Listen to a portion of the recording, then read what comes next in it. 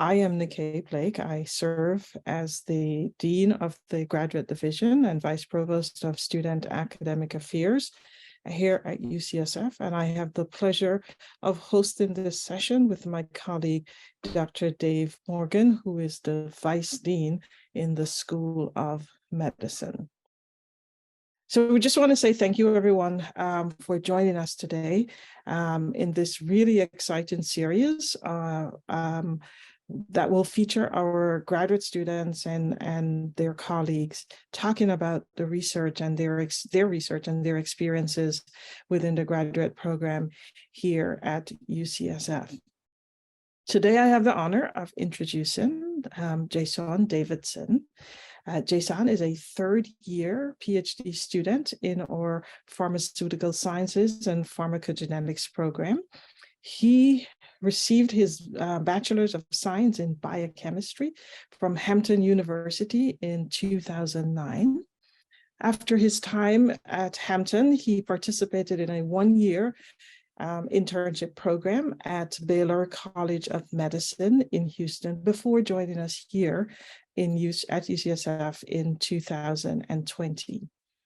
Jaysón's research in the BUTS lab focuses on utilizing electronic health records and social determinants of health to develop methods that effectively stratify the differences in disease and drug response outcomes between population groups to improve overall healthcare quality and equity.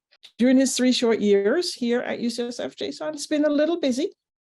He is currently serving as an intern in our Office of Career and Professional Development. He is the president of our Black Excellence in STEM, which is a campus student organization.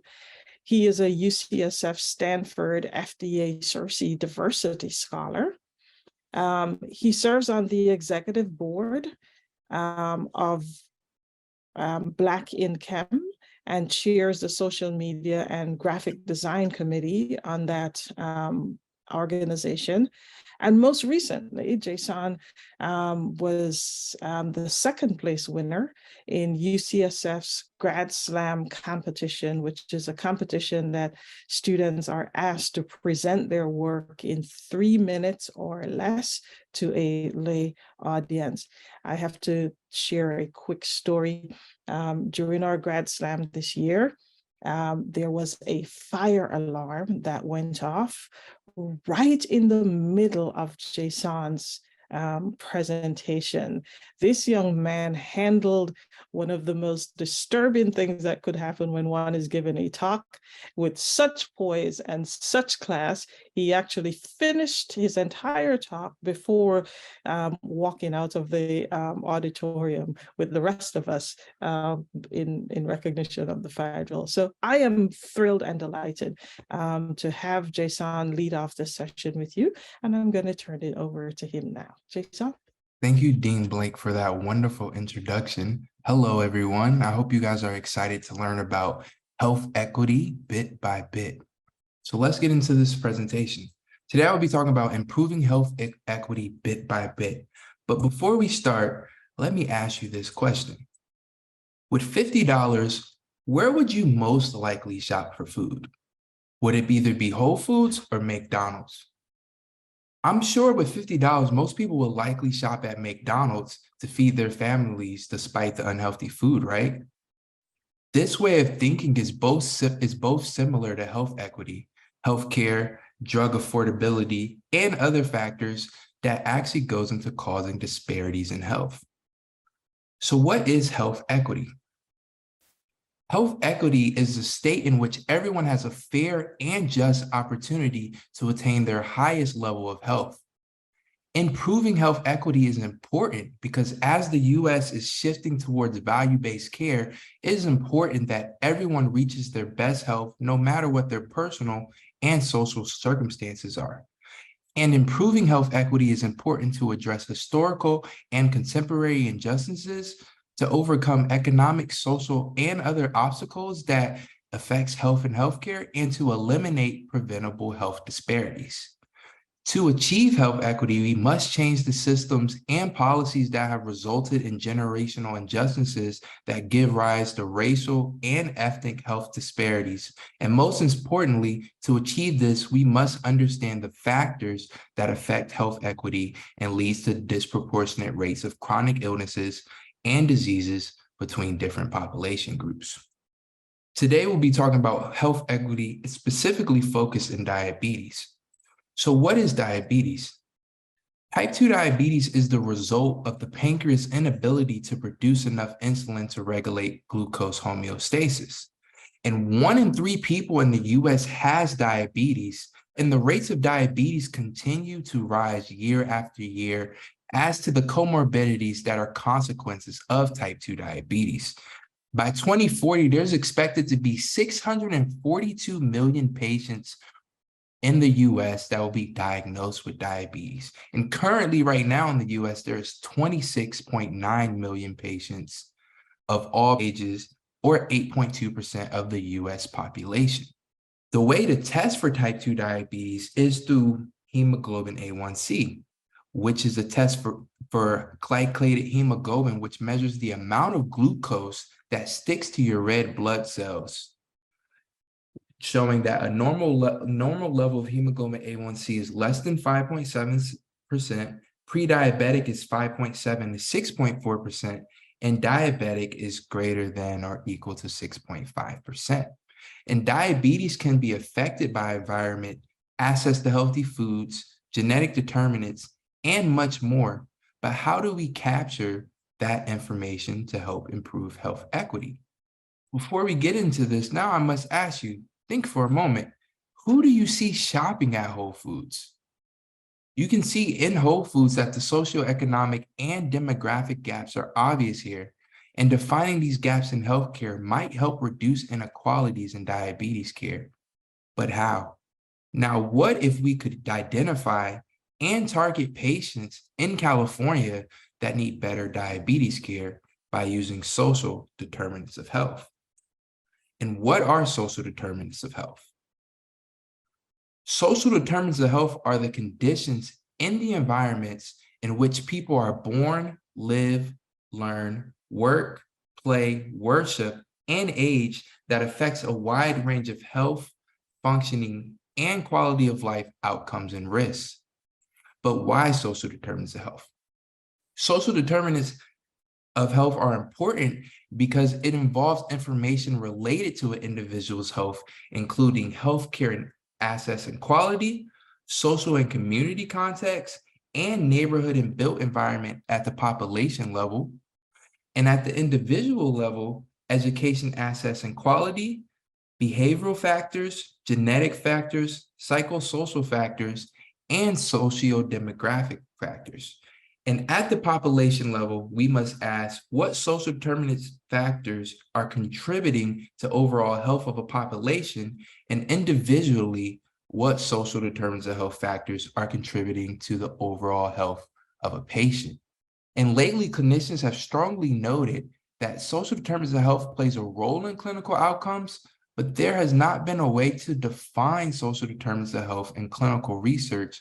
And because of this, social determinants of health have not been widely adopted in real-world evidence studies yet.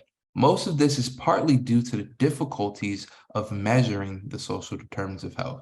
But luckily, we have a way to measure it at the population level by way of census data, which includes information about employment, housing, security, transportation, income, and location that is used to help us gain a better understanding of a patient's social determinants of health. Social determinants of health are extremely important because we notice that they play a role in health risks and outcomes, especially with chronic illnesses and diseases. Because of this, we plan to model our study on type 2 diabetes because disparities in diabetes burdens exist in a large part due to social determinants of health at the individual, subpopulation, and population level. Previous translational research and practice addressing health equity in diabetes have generally focused on changing individual behavior rather than directly targeting social determinants of health to increase health equity. Therefore, the next generation of diabetes translation requires health equity goals, consensus definitions, core measures, multi-sector partners, macro-level interventions, dissemination and implementation science, enhanced training, and expanded funding to help with diabetes prevention and treatment to overall increase health equity across population groups. Now, a key challenge with type 2 diabetes is the first and secondary treatments that are highly variable due to the America's Diabetes Association clinical guidelines that vary greatly as a result of introducing a patient-centered approach to directly target type 2 diabetes progression in patients. Treatments are selected based on a patient's current state of condition, their cost and assets is considered, their weight is considered, and other comorbidities such as heart failure, cardiovascular disease, and chronic kidney disease all play a role in what patients are actually being treated during their type 2 diabetes progression. And this variation in the coexisting conditions considered with a type 2 diabetes, with the patient's type 2 diabetes state, leads to the usage of different second-line agents to treat for patients such as DPP-4 inhibitors, GLP-1 receptor agonists, SGLT2 inhibitors, TCDs, and sulfonylureas, along with metformin as the first recommended line agent for patients. Diving deeper into these treatment strategies, because they are so variable, we see differences in treatment strategies, and ultimately, we believe that treatment selection for each patient and their outcomes are impacted by social determinants of health. So the question for our study is, does social determinants of health impact type 2 diabetes treatment selection and outcomes? And how exactly do we capture social determinants of health data, and what databases are we using to answer these questions? So before we get into our study, let's first talk about electronic health records, which is routine data collected through a patient-provider interaction during hospital visits. The electronic health record of a patient can be viewed as a repository of information regarding his or her or their health status in a computer-readable form. An encounter with the healthcare system generates various types of patient-linked data, such as RX norm pharmacy data, logical observation identifier name and codes lab data, imaging files from patients, as well as the diagnosis of patients through the International Classification of Disease Codes or systematized nomenclature of medicine clinical terms for the diagnosis of patients. All of this is then imported into an electronic health record database to be used for point of care, lab statistics, and in our case, research. Now, electronic health records were initially created for insurance billing purposes, but now they provide a unique opportunity to study the underlying causes and management of outcomes in the context of clinical disease. Electronic health records are important because they open the door for the development of fundamental, basic computational science to accelerate the access of healthcare and mitigate gaps in healthcare treatments through real-world evidence studies, which contains diverse patient populations that are representative of a real patient receiving healthcare, where common demographics such as age, sex, race, ethnicity are all taken to help analyze and inform causes of different treatment strategies, disease risks, quality of life, and outcomes for different patients from different population groups. The data set that we are going to be used for our study is the University of California Health Data Warehouse, which is the structured EHR database that we will be using for our study, with over 9 million patients, 12 major hospitals, and 6 academic health centers serving very different parts of California, both geographically and demographically, where de-identification of this data has already been completed to enable clinical research projects and real-world evidence studies. The data is stored in the Observational Medical Outcomes Partnership vendor-neutral open data model, which enables a wide range of software tools and computational methods to be used within a community of over 400 researchers across the University of California Health Center. Now, previous real-world evidence studies have improved our understanding of the treatment practice of type 2 diabetes, but the utilization and health outcomes of these treatments does not represent social determinants of health, which has resulted in a lack of knowledge on which treatments are most effective and most widely distributed across distinct population groups. In this figure, it shows across the different UC health centers, it shows the type 2 diabetes medication orders for monotherapies, which were metformin, insulin, sulfonylurea, meglitinides, DPP-4 inhibitors, diazepam, SGLT2 inhibitors, GLP-1 receptor agonists, and alpha-glucosidase inhibitors, as well as the dual therapies that are both combined with metformin. Now, this recent study has shown that we have data on the treatment of patients, but we absolutely must take it a step further to determine the social determinants of patients and how does it affect treatment choice and health outcomes. But how do we use this in our study, and how do we actually get access to this data? One way to get access to this data is through the United States Census. With the census data, it allows us to access social determinants of health data at the population level to understand what affects patients' health outcomes and qualities of life. As many people might know, is that census data covers dozens of topics across 130 surveys and programs, and it gets in the weeds with more than 2.5 million tables of raw data, maps, profiles, and more that is taken every decade. The information from the census is taken through surveys such as the American Community Surveys and economic surveys that we all have taken at least once through our time through the census. With census data, we are able to understand the de-identified patient's social determinants of health by using their zip code. Now, diving deeper into the census data has this thing called census tract data, which is information that includes census indicators from the surveys that involves more specified social determinants of health information that provides information about employment, housing, security, transportation, income, and more.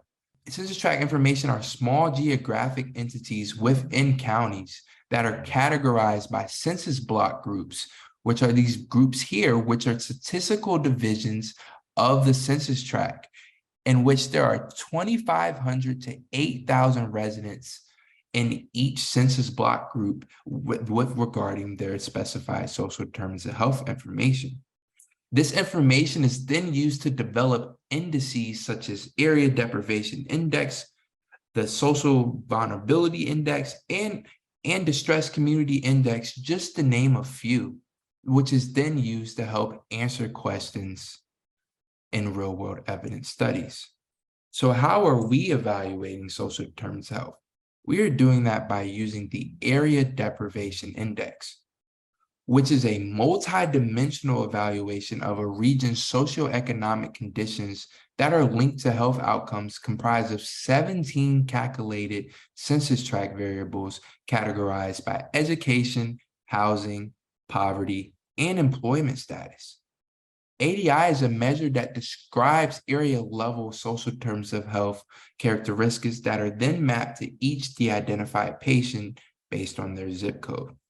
And across the University of California Health Data Warehouse, we see that there's a wide distribution of area level characteristics that is present at each health center, which are all mapped by deciles, meaning ADI 1, meaning least disadvantage, you live in a richer neighborhood, and ADI 10, meaning most disadvantaged, that you live in a poorer neighborhood.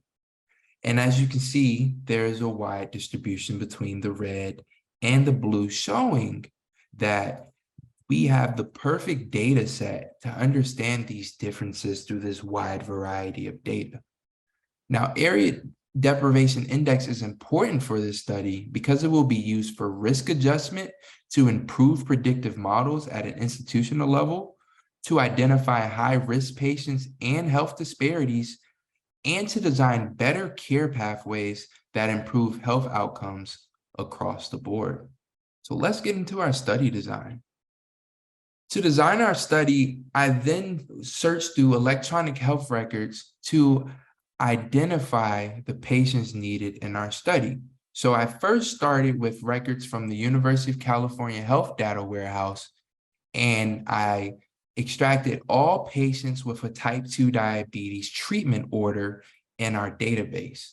I then excluded patients with other type 2 diabetes treatments before the index date of their initial type 2 diabetes treatment order across all treatment drugs, all drug classes. And then I took their treatment order without any other type 2 diabetes medication, and then excluded patients who had previous history of type 1 diabetes or any other secondary diabetes before receiving their type 2 diabetes treatments. That then gave us new type 2 diabetes treatment users, and I further excluded patients who did not have a type 2 diabetes diagnosis before they were given their type 2 diabetes drugs. Then in our study, we were then left with new users on each type 2 diabetes treatment with a type 2 diabetes diagnosis on or before they were given their treatment. I further excluded patients who did not have a hemoglobin A1C lab measurement relative to +7 days before or 7 days after they were given the index date of the drug. And then we were left with new users with hemoglobin A1C lab measurements and their drug treatments relative to their index date. We further excluded patients who did not have area deprivation index ranking, and we excluded patients who were minors, meaning they were less than 18, which then left us with our new patients with ADI and the age greater than 18 years old. After the exclusion process for our cohort selection, we were then left with our baseline characteristics. Shown by sex distribution of patients, we show that there is a pretty even distribution of data in regards to sex, with 51.5% for male and 48.5% for female. We then noticed that the distribution of our patients by ethnicity, we showed that 67% were not Hispanic or Latino, 25% were Hispanic or Latino, and 7.9% were unknown in our data set. Further looking at the distribution of our patients by race, we noticed that 46.1% of our patients were white, 18.2% were identified as other, 14.8% identified as Asian, 9.2% identified as Black or African American, 7.1% were identified as unknown, and 3% were identified as multi-race, 1% were identified as Native Hawaiian or other Pacific Islander, and less than 1% identified as American Indian or Alaskan Native. And what we notice in our distribution of patients by race is we notice that in our data set, there's a higher rate of white people, which is similar to that of the background of the population of the state of California. However, minoritized races still outweigh the normalized state percentages in our data set. So further looking at our baseline characteristics, we notice that there's a broad distribution of our data with respect to ADI, area deprivation index. However, we did notice that patients who were in richer neighborhoods actually had a higher percentage in our data set than there were patients who were in poor neighborhoods.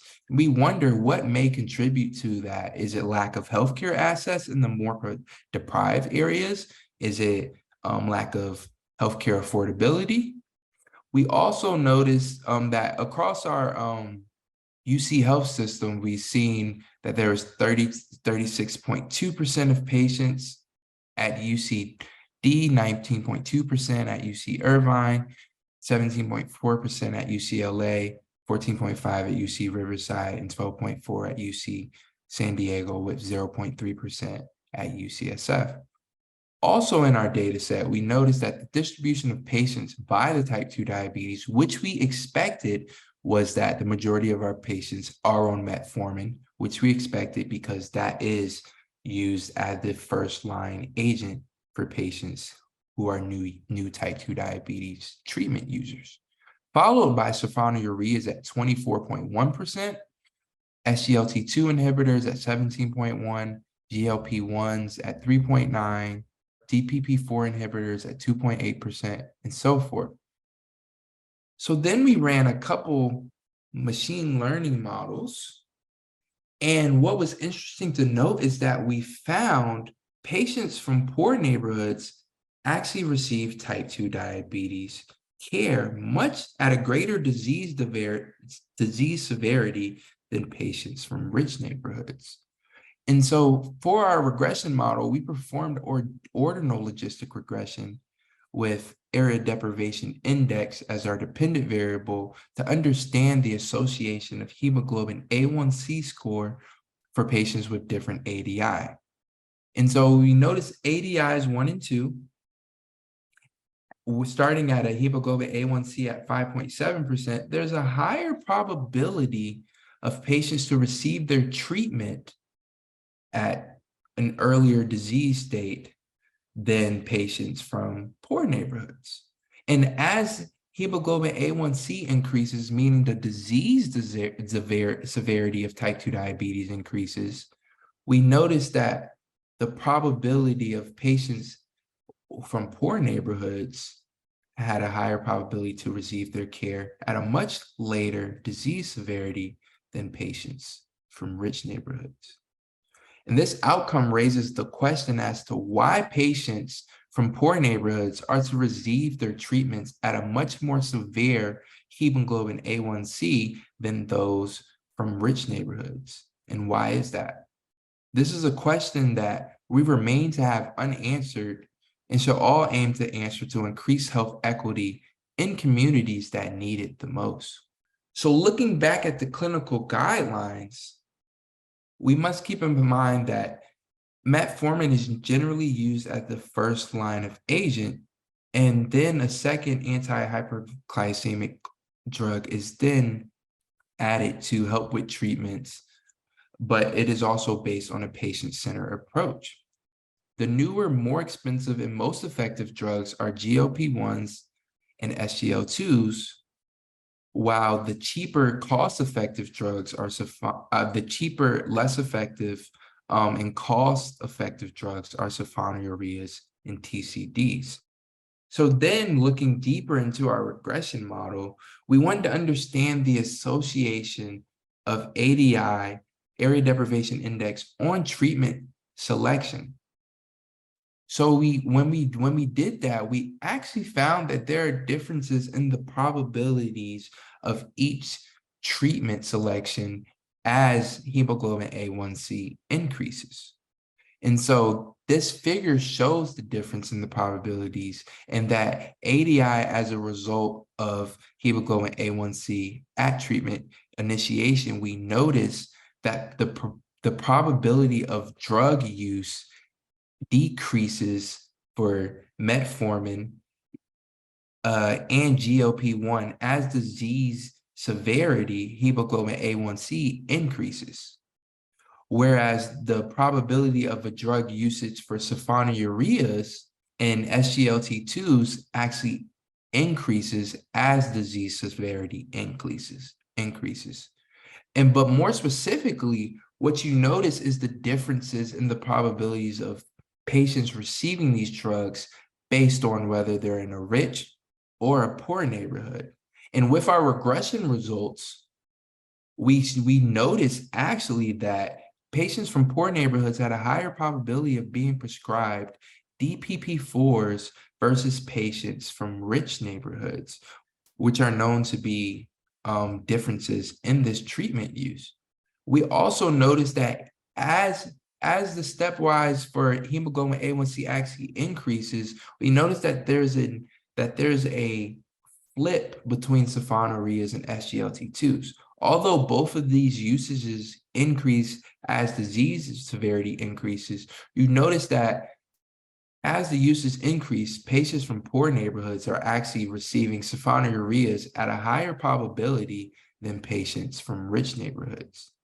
Whereas with SGLT2s, we notice that patients from rich neighborhoods are actually receiving SGLT2s with a higher probability than patients from poor neighborhoods.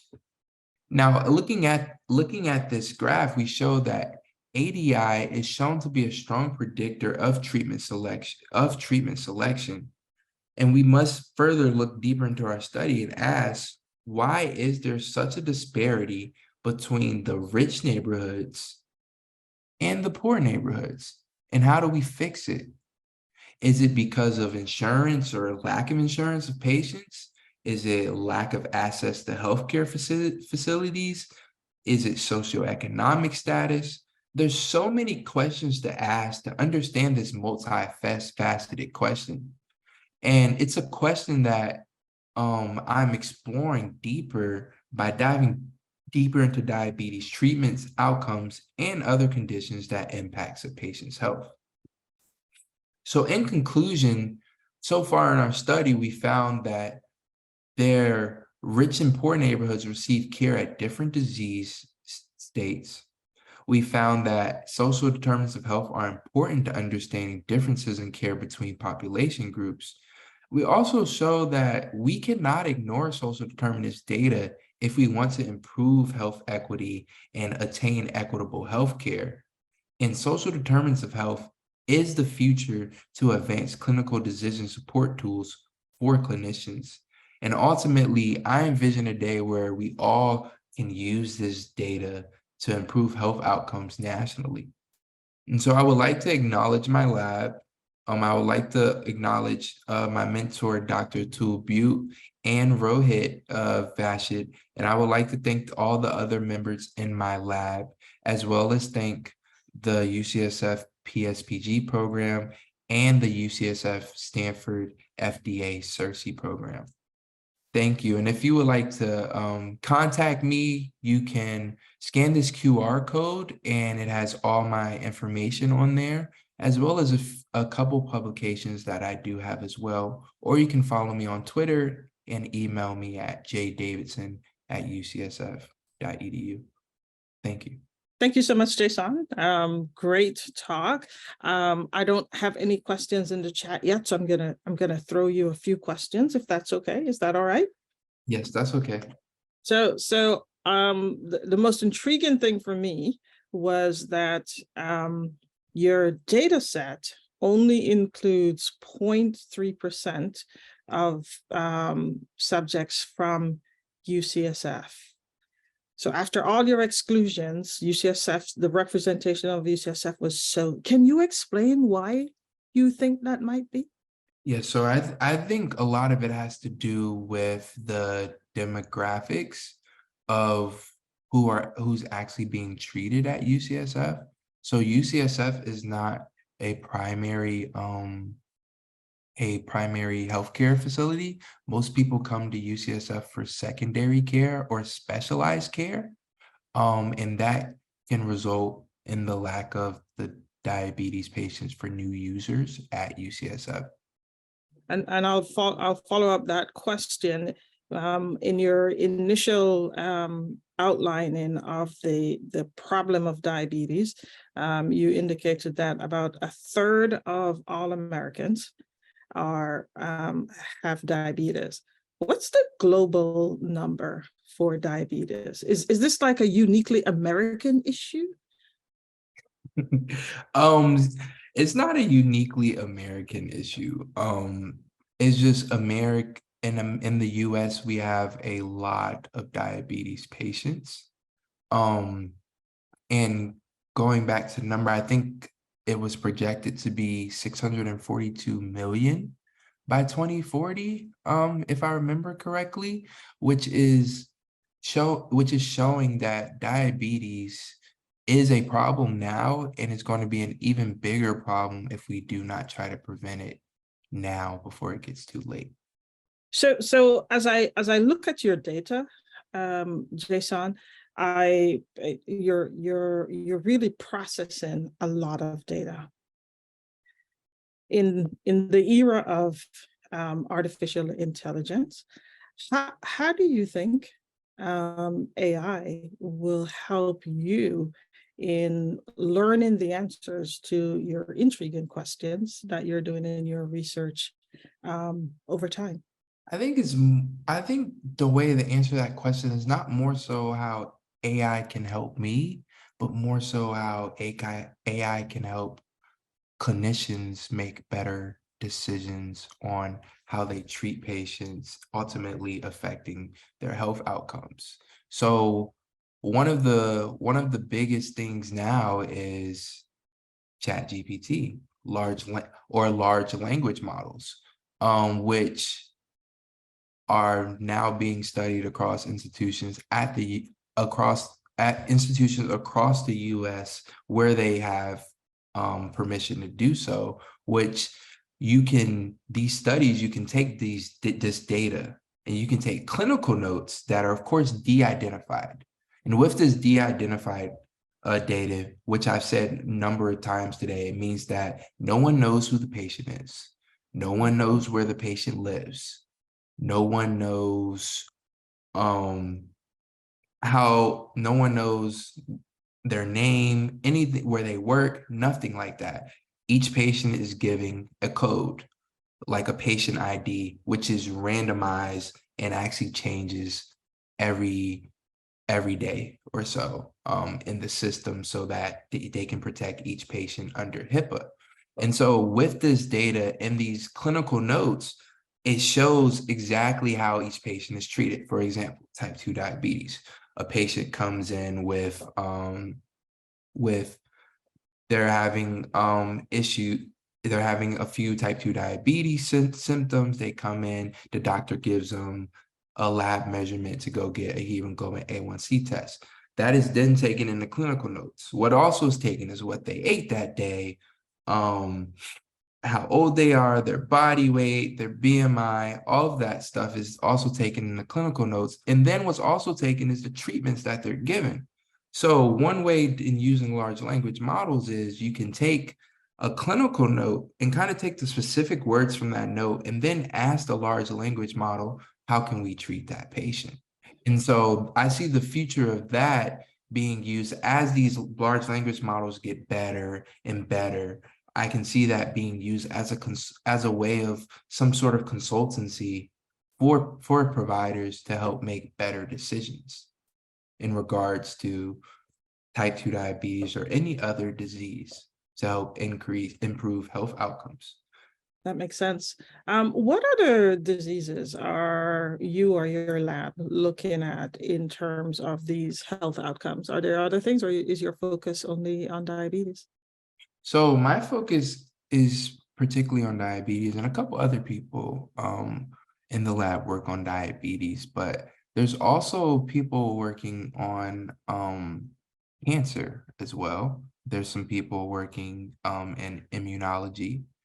And so in our lab, everyone has their own project actually, and everyone's doing a lot of cool things that are completely different from each other. So in our lab, I'm the only person on this project. And of course, I have a mentor that helps me. But social determinants of health, that is my thing in the lab, and using that to answer different questions. So you've teed up my next question really well. What led your interest What led you to this interest? Actually, I took a leap of faith.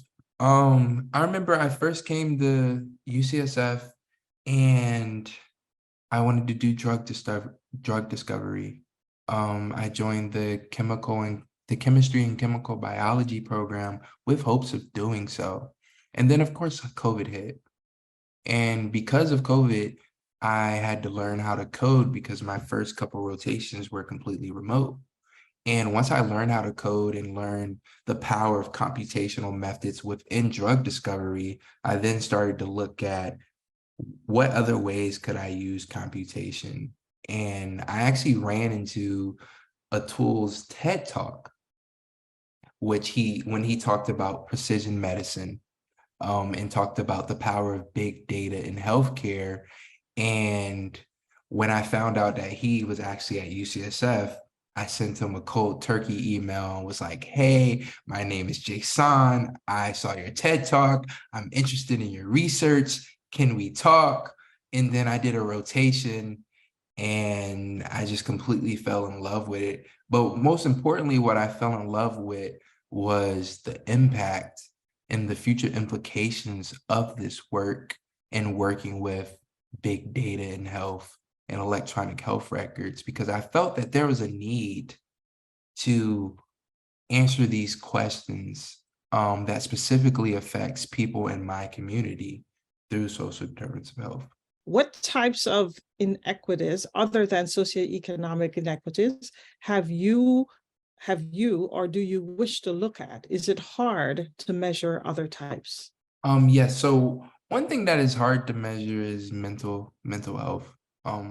That's one um measure that is hard to measure because we don't have that data at the population level. And so when I say the population level, I'm meaning that we're talking about data within a zip code, which is a census block group within a zip code.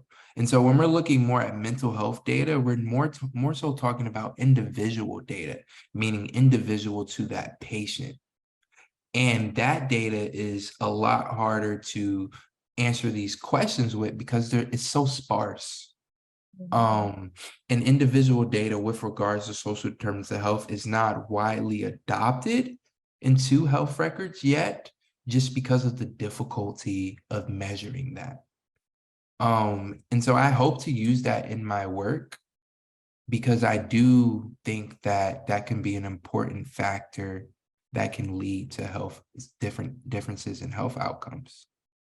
Great follow-up. Thank you, Jaysón. A great follow-up question to that is, I get the general sense that research continues to offer more clear and more compelling proof of socioeconomic differences in our society, as mentioned above. Meanwhile, more and more data doesn't seem to lead to substantive change. Can you imagine the legal system being utilized to, for example, make healthier food choices available to neglected neighborhoods? I do imagine that it takes the right people to want to answer that question, right? So we have, so my part is the research. I'm doing the research. I'm providing the change on the research side to help implement these policies. But we also need people who actually implement these policies and have the money, meaning lawmakers and politicians, to help implement these policies that drive that change with the research that is being done at hand. So I guess my answer is, in order to do that, is we need we need politicians who also are willing to create that change that we see fit through our research. Why don't you tell us a little bit about why you came to UCSF? I like to say that it was divine for me to come to UCSF. So in college, I played football. I played Division I football at Hampton University. I was captain of the team, and all of that good stuff. And when it was time for me to graduate, I wanted to do research. and I wasn't sure where to go. And so Baylor College of Medicine gave me a job at their NIH prep program, which is a post-bac program for underrepresented minorities in science. And so when I started to apply for schools, there was this man at UCSF by the name of, excuse me, by the name of Dr. Peter Hotez, which my mentor from Hampton put me in contact with. And I met with him every Tuesday for like 3 months. And he was just helping me figure out what schools to apply to, which schools were good, which schools weren't good. Of course, there was a little bias there, because he had connections at schools. But he sat there and he really helped me figure out which schools to apply to based on funding, based on their programs, based on their PIs, based on the support and all of that. And ultimately, he opened my eyes to UCSF because I initially was applying only to East Coast schools because I wanted to stay close to the East Coast where my family is from. And I got accepted at UCSF, which was actually the only school I got accepted to, actually. And that was all she wrote after. Well, I'm glad we were smart enough to recruit you. That was a good decision.